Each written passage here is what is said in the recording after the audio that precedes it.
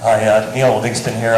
In 1983 and 84, I started a hydroelectric company, and similar to what she talked about around 1990 in Germany, over a period of years, the people who were interested to be in that field, and I started producing power commercially from a hydro plant in Guysborough County, 220 kilowatt. It's the 25th year we've been doing it. We had a long struggle in the mid-80s to get paid properly. In 1990, we forced the government by lobbying them, similar to what she talked about, to get a Utility Review Board ruling, so that in fact Nova Scotia in 1990 had as good a policy as you would find anywhere in the world. The trouble was there was such resistance to getting that over a period of time, the business community really had fled. And when interest started to come up again in the early part of this decade, a number of us expected that that ruling would hold precedent and that we would have something like a feed-in tariff come through regulation at the Utility Review Board.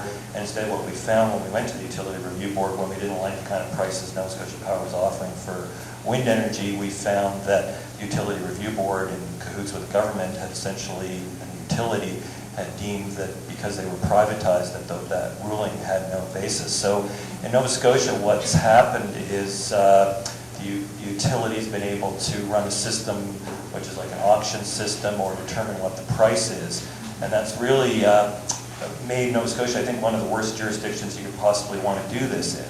And I think it's important that people understand that in all of the ways that we, in the last 5 years, with a lot of public interest, could have gone forward. We found that government and the government has undermined this. It's undermined it by not developing a financial system of incentives to make this work, by not having a regulatory system, and it's really damaged significantly the potential to do things. And the only thing that I really wanted to say was we need to catch up, and Canada needs to catch up, and there's no regulatory system that really forces the federal government to lean on the province, so it's really up to us to really insist that coming into a new government, whatever that government is, that we really have to try to make some change. The utility has been absolutely stealth and efficient at making sure that their point of view is the point of view that gets represented by the bureaucracy of the government. And it's very shocking, really, to travel to Germany, which I've been to other places which have feed tariffs, and to see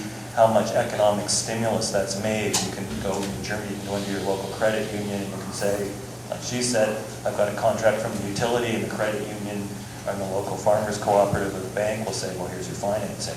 So in many functional aspects, we have to get moving on this. We've got very good potential, and it can be a significant economic driver.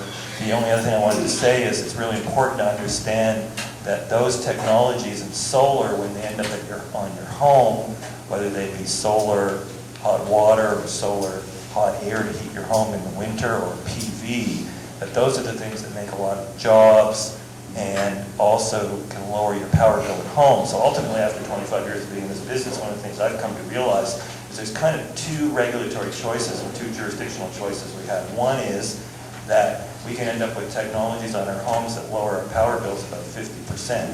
And the other one is we can have very few people owning those technologies. And I think obviously the real thing we have to do is make sure that we have distributed benefits to the public. And that comes from getting the technologies on our homes and buildings.